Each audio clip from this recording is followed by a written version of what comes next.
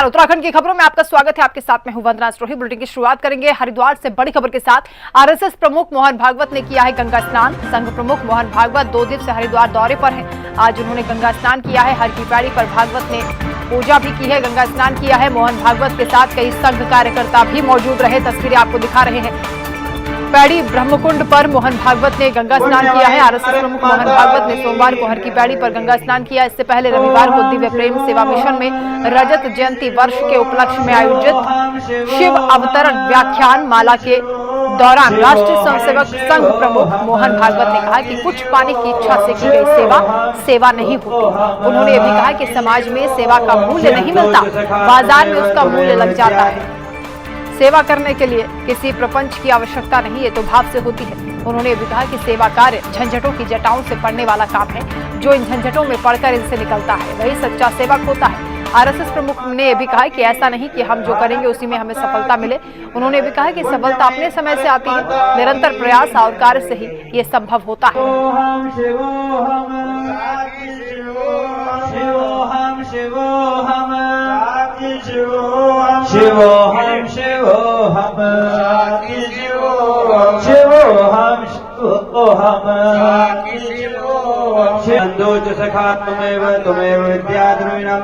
शोभित वर्मा संवाददाता हमारे साथ जुड़ रहे हैं फोन लाइन पर। शोभित, आरएसएस प्रमुख पहुंचे हुए हरिद्वार, 2 दिवसीय उनका दौरा है, गंगा स्नान किया है, आगे क्या कार्यक्रम है?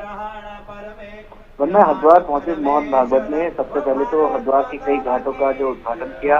उसके बाद वो हर की पौड़ी पहुंचे। हर की पौड़ी पर उसने गंगा स्नान किया, पूजा अर्चना की और गंगा सभा ने उनका जो है बहुत जोरदार स्वागत किया। और अगर बात की जाए, उनका आज आखिरी दिन है। आज वापसी वो यहाँ से निकल जाएंगे। 2 दिन में उन्होंने जो गंगा के घाटों का लोकार्पण किया और आज माँ गंगा की विशेष पूजा अर्चना की थी। शोभित, क्योंकि ये भी कहा जा रहा है कि संत नाराज हैं प्रदेश सरकार की तैयारियों को लेकर, कुंभ की व्यवस्थाओं को लेकर, क्या बातचीत हुई है मोहन भागवत से? बिल्कुल, आपने ठीक कहा है कि संत जो कुंभ मेले की तैयारी को लेकर नाराज है, काफी नाराज है। तो उसमें अभी 2 दिन पहले भी एक अधिकारी के साथ हाथापाई हुई थी। आज मोहन भागवत ने उनसे भेंट की और उन्होंने कहा है कि बिल्कुल जो सरकार का जो काम था वो पूरा नहीं हो पाया, जिस कारण से संत जो है नाराज है। बहुत शुक्रिया शोभित आपका इस तमाम जानकारी के लिए।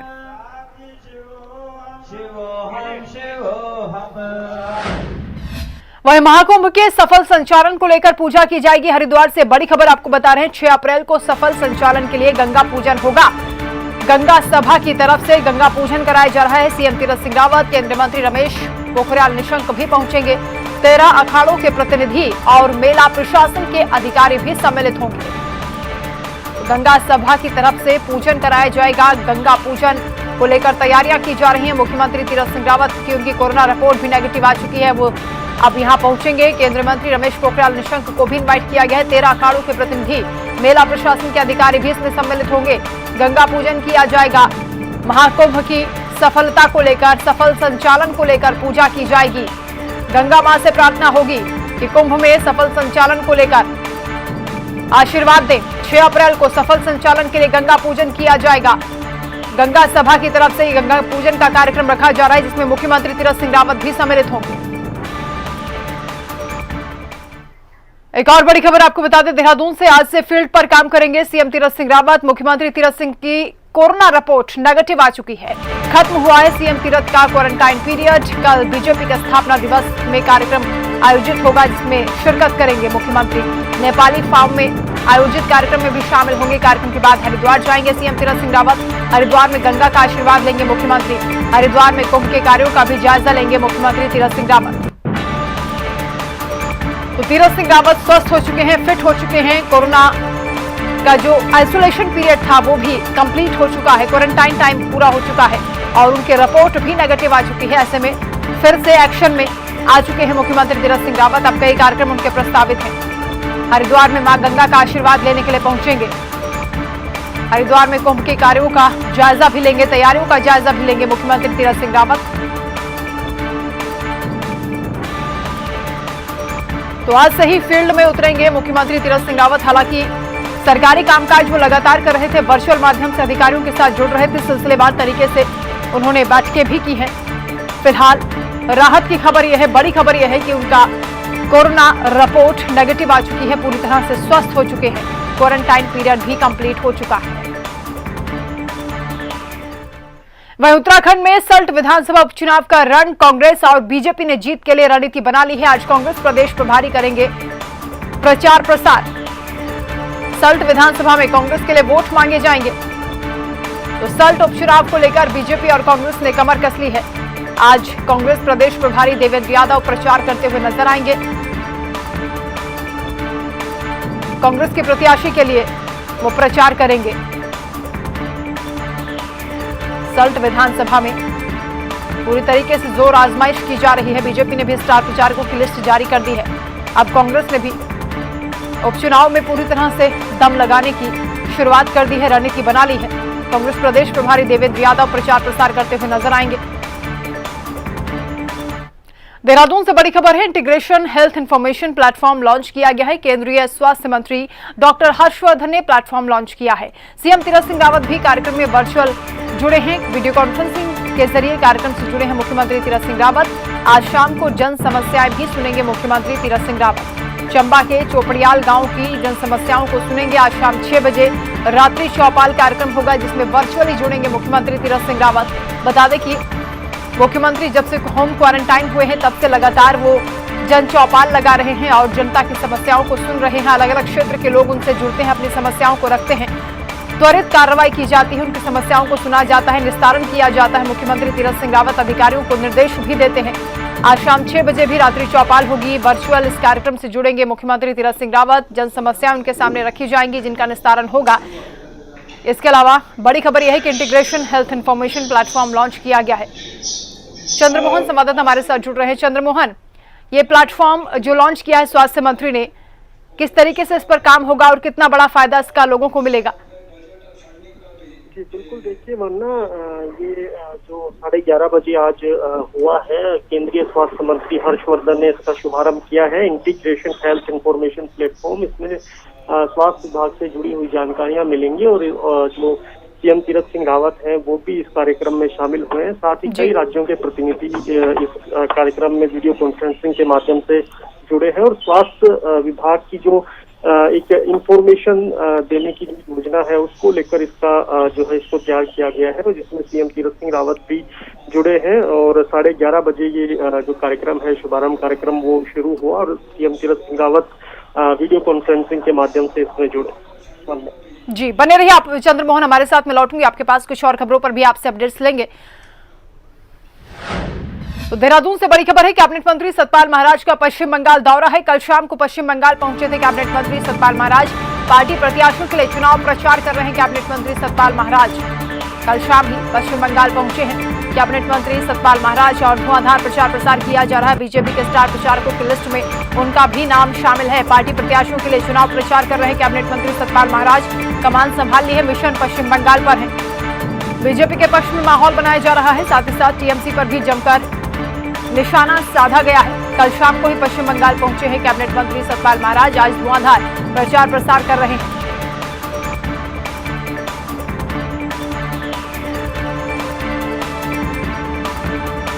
तो पश्चिम बंगाल फतेह करने के लिए बीजेपी ने पूरी ताकत झोंक दी है।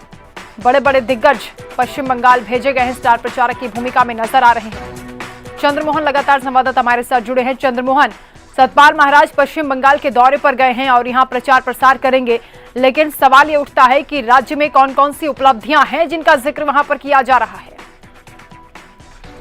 बिल्कुल, देखिए वरना पश्चिम बंगाल कल कैबिनेट मंत्री सतपाल महाराज पहुंचे थे और पार्टी प्रत्याशी जो है बंगाल चुनाव में बीजेपी के, उनके पक्ष में जनसभाओं को संबोधित करेंगे और एक जनसभा उनकी सुबह 11 बजे हो गई थे। कई जनसभाएं उनकी प्रस्तावित है। कल शाम को वो पश्चिम बंगाल में पहुंचे थे और जो विधानसभाएं हैं, करीब 4 विधानसभाएं हैं जिनमें वो जनसभाओं को संबोधित करेंगे और वो हिंदू बाहुल्य इलाका है और सतपाल महाराज को एक धर्म गुरु के रूप में इनको जाना जाता है। हरिद्वार में इनका आश्रम भी है, तो कहीं ना कहीं इनका जो प्रभाव है वो बंगाल का जो हिंदू वोट बैंक है उस पर पड़े, इसके लिए बीजेपी ने इनको पश्चिम बंगाल भेजा है। और निश्चित तौर पर बीजेपी जिस तरह से अपने जो घोषणा पत्र है उसको लेकर जिस तरह से मैदान में उतरी है बंगाल चुनाव में, तो कहीं ना कहीं उसका जो है पूरी तरह से वो जनता तक पहुंचे। और जो तीसरा चरण का जो मतदान होना है उसको लेकर तो हालांकि जो चुनाव कार्यक्रम जो प्रचार है वो खत्म हो गया, लेकिन आगे जो विधानसभाएं अगला जो चरण होगा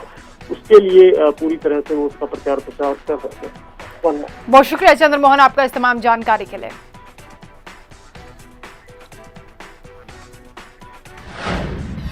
देहरादून से एक और बड़ी खबर है। सचिवालय में आज से कोविड वैक्सीनेशन शुरू हो रहा है। सचिवालय के अधिकारियों और कर्मचारियों को वैक्सीन लगी है। देवभूमि में भी रोजाना कोरोना के मामलों में बढ़ोतरी होती जा रही है। ऐसे में सचिवालय में अधिकारियों और कर्मचारियों को वैक्सीन दी गई है। कोरोना से बचाने के लिए लगातार ये जनता से अपील भी की जा रही कि जब भी जिसका भी नंबर आ रहा है वो फटाफट कोरोना वैक्सीन ले ताकि इस महामारी को हराया जा सके। सचिवालय में आज से टीकाकरण अभियान की शुरुआत हो गई है। यहाँ कर्मचारियों को आज कोरोना टीका लगाया गया है। सचिवालय के अधिकारी और कर्मचारियों को वैक्सीन की पहली डोज दी गई है।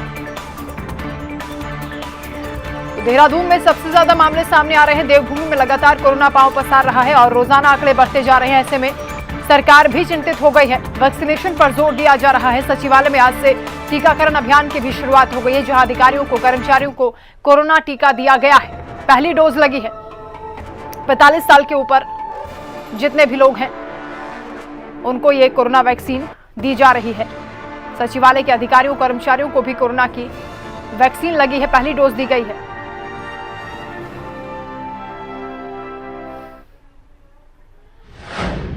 वहीं पौड़ी समेत प्रदेश में बढ़ते कोरोना के केसेस को देखते हुए अब पुलिस प्रशासन ने एक बार फिर से गंभीरता दिखाई है। इसके मद्देनजर चौकी इंचार्ज पाबो सूरज शर्मा के जरिए मुख्य बाजार पाबो में व्यापारियों से, वाहन चालकों से और आम जन से कोविड-19 के संबंध में प्रदेश सरकार के जरिए दिए गए दिशा निर्देशों का कड़ाई से पालन करने के लिए कहा जा रहा है। सूरज शर्मा ने बताया कि जिस तरह से जनपद पौड़ी में कोरोना के केसेस लगातार बढ़ते जा रहे हैं, इसको देखते हुए एसएसपी पौड़ी पी रेणुका देवी से जो दिशा निर्देश मिले हैं, उसके बाद मुख्य बाजारों में लोगों को कड़ाई से केंद्र और राज्य सरकार द्वारा जारी दिशा निर्देशों का पालन कराया जा रहा है। लोगों को जागरूक किया जा रहा है। इसके साथ ही दुकानों में जाकर दुकानदारों से भी अपील की जा रही है कि बगैर मास्क पहने वो लोगों को सामान ना दें, खरीदारों को भी अनुमति ना दें कि बगैर मास्क के वो दुकान में प्रवेश करें। इससे कोरोना वायरस से बचने के लिए इसके लिए ये जरूरी है कि हम मास्क पहने और सोशल डिस्टेंस, और उसमें जो सवारी बैठती है उससे। तो पूरे देश में एक बार फिर कोरोना महामारी ने पैर पसार लिए हैं और तेजी से बढ़ते कोरोना के ग्राफ से सभी लोग चिंतित हैं, डरे हुए नजर आ रहे हैं। कोरोना से मौतों का आंकड़ा भी बढ़ता जा रहा है। इसी के मद्देनजर लोगों को सचेत हो जाना चाहिए। लोग मास्क का इस्तेमाल करें, सोशल डिस्टेंसिंग का ध्यान रखें, जरूरत पड़ने पर ही घर से बाहर निकले। एएसपी प्रमोद कुमार ने कहा कि कोविड के 12 राज्यों को चिन्हित किया गया है। इसी के चलते उत्तर प्रदेश उत्तराखंड के बॉर्डर पर बाहर से आने वाले लोगों के लिए RT-PCR के रिपोर्ट लाना अनिवार्य कर दिया गया है और स्वास्थ्य टीम लगातार कार्य कर रही है। कोरोना के भी टेस्ट किए जा रहे हैं। उन्होंने जनता से अनुरोध किया कि बिना चालान के लोग मास्क लगाना शुरू कर दें, अन्यथा पुलिस को मजबूरन बगैर मास्क पहने लोगों पर कार्रवाई करनी पड़ेगी, चालान करना पड़ेगा।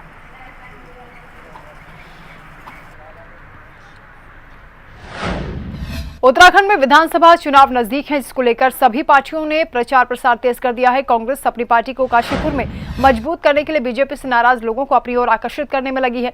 कांग्रेस पार्टी कृषि कानून को अपना अहम हथियार बनाकर किसानों के बीच जाकर दस्तक दे रही है। दरअसल काशीपुर के गंगापुर ग्रामीण क्षेत्र में किसानों का क्षेत्र है और बीजेपी का गढ़ माना जाता है। क्षेत्र के निवासी बीजेपी के साथ बीजेपी विधायक हरभजन सिंह चीमा से ज्यादा नाराज दिखाई दे रहे हैं, खुलकर बीजेपी का विरोध कर रहे हैं। अब कांग्रेस का साथ देते हुए नजर आ रहे हैं। नाराजगी का कांग्रेस जमकर फायदा भी उठा रही है। कांग्रेस पार्टी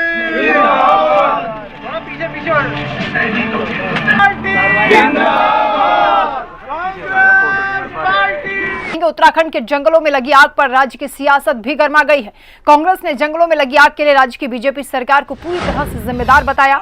तो प्रदेश कांग्रेस उपाध्यक्ष सूर्यकांत धस्माना ने कहा कि सरकार ने वनाग्नि से निपटने के लिए कोई तैयारी नहीं की। यही वजह है कि राज्य के जंगल धधक रहे हैं। ये हाल अप्रैल के पहले सप्ताह का है, तो आगे स्थितियां कितनी भयानक होंगी इसका अंदाजा लगाना मुश्किल है। जंगलों में आग के लिए लड़ने की तैयारी करनी चाहिए थी। उत्तराखंड में जो वनाग्नि है वो भयानक रूप लेती जा रही है।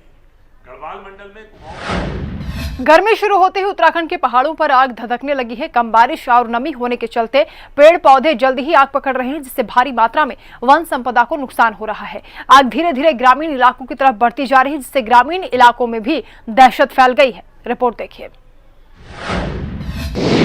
धधक रहे जंगल, आग उगल रहे पहाड़, वन संपदा को नुकसान, विकराल पहाड़ की आग।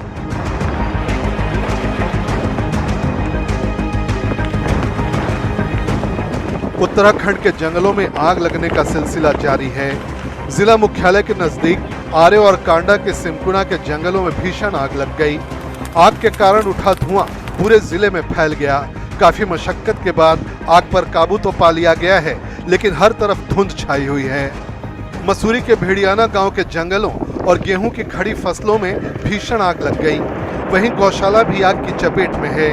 करीब 1 से 1.5 किलोमीटर क्षेत्र में फैली भीषण आग से लोगों में दहशत है। इस आग ने पूर्ण रूप से तबाही मचा चुकी है। जो अभी फसल खड़ी थी गेहूं की, वो फसल भी जो है बहुत ज़्यादा नुकसान हो चुका है। और गांव वालों की कई जो झानियाँ थी, जो गौशालाएं जिसको बोला जाता है, वो कई गौशालाएं जो क्षतिग्रस्त जल के राख हो चुकी है। और आसपास जितना भी घास का एरिया था, जो जानवरों के लिए चुगान का एरिया था, वो सब जल चुका है। अब इसका जो है हम बहुत निंदनीय विषय है कि ये आग किसने लगाई, जिसने भी लगाई, हम चाहते हैं कि उसके खिलाफ कड़ी कार्रवाई हो और गांव वालों की किसी न किसी रूप में मदद की जाए। इनकी गौशालाएं जो है पूर्ण रूप से जल चुकी है और जो नगदी अभी खड़ी फसल थी गेहूं की, वो भी बहुत बड़े एरिया में जो है ध्वस्त हो चुकी है, आग से पूरी जल के राख हो चुकी है। बिजली से भेड़ियाना की दूरी 8 किलोमीटर 8-10 किलोमीटर की दूरी है और फसल भी गेहूं की फसल भी खत्म हो गई और कई गौशाले भी 3-4 गौशाले खत्म हो गए। नैनीताल की बात करें तो यहाँ के जंगलों में खुरपा ताल के पास जंगल में आग भीषण होती जा रही है। जंगलों में लगी आग के खबर से हड़कंप मच गया है। तेजी के साथ जंगल धधकने लगे हैं। बताया जा रहा है कि आग तेजी से आबादी की तरफ बढ़ने लगी है, जिससे अब ग्रामीण घबराए हुए हैं और प्रशासन से मदद की गुहार लगा रहे हैं। आग से वन संपदा को नुकसान के साथ वन्य जीवों को भी खतरा बढ़ गया है। इसका पर्यावरण पर भी गहरा प्रभाव पड़ रहा है। पहाड़ों में तबाही की आग, पानी के लिए खतरे में जान, कब बुझेगी जंगलों में लगी आग।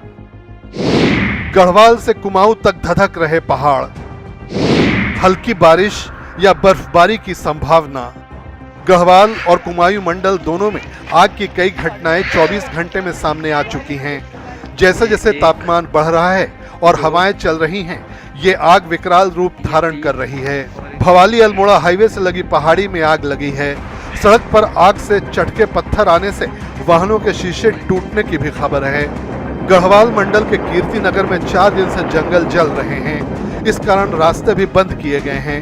इसी कड़ी में डीजीपी अशोक कुमार ने आम जन से अपील की है। घटना वाले क्षेत्र में आग की जानकारी सबसे पहले स्थानीय निवासी को होती है। डीजीपी ने प्रदेशवासियों से निवेदन किया कि आग लगने पर वन विभाग और फायर सर्विस को वो सूचित करें। जंगलों में आग लगी है और जिसमें 964 स्थानों पर पूरे प्रदेश के अंदर आग लगी है। इसमें 7 पशुओं की मृत्यु हुई है, जो हमारे घरेलू पशु हैं, और 4 लोगों की भी इसमें मृत्यु हुई है और लगभग 2 लोग घायल हुए हैं। इस तरह ये सोचता हूँ कि हमारे लिए बहुत बड़ी चुनौती इस समय मौसम के कारण, जो जलवायु में परिवर्तन हो रहा है, बारिश नहीं हो रही, इसके कारण प्रदेश सरकार के सामने बड़ी चुनौती है। अभी मुख्यमंत्री भी मॉनिटरिंग कर रहे हैं। मैं भी आज श्रीनगर में इस आसपास के पूरे एरिया के वन विभाग के अधिकारियों के साथ मॉनिटरिंग कर रहा हूँ। इन दिनों उत्तराखंड में फॉरेस्ट फायर की घटनाएं बढ़ रही हैं। मार्च के महीने में ही कुल 278 घटनाएं वनाग्नि की हो चुकी हैं। अधिकांश घटनाएं देखने में आया है कि वो अराजक तत्वों द्वारा शुरू की जाती है। ये सही नहीं है। ये भारतीय दंड संहिता की धारा 435 और 436 के अंतर्गत दंडनीय अपराध है। ऐसा करने वाले लोगों को गिरफ्तार किया जा सकता है।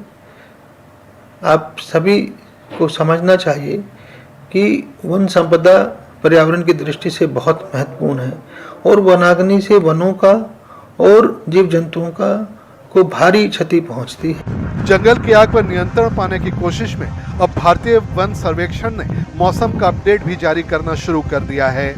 जारी अनुमान के मुताबिक उत्तरकाशी, चमोली और रुद्रप्रयाग में हल्की बारिश या बर्फबारी का अनुमान है। आने वाले दिन में राज्य के अधिकतर जिलों में बारिश हो सकती है, ऐसा अनुमान जताया जा रहा है। उत्तराखंड में जंगल की आग बेकाबू होती जा रही है। गढ़वाल से लेकर कुमाऊं मंडल तक जगह जगह जंगल धधक रहे हैं। हालात इस तरह गंभीर हैं कि कई जगह आग आबादी के पास तक पहुंच रही है। अब देखना होगा कि वन विभाग के अधिकारी इस पर क्या ठोस कदम उठाते हैं। ब्यूरो रिपोर्ट, हिंदी खबर। चलिए इसी के साथ फिलहाल इस बुलेटिन में इतना ही। आप देखते रहिए हिंदी खबर। नमस्कार।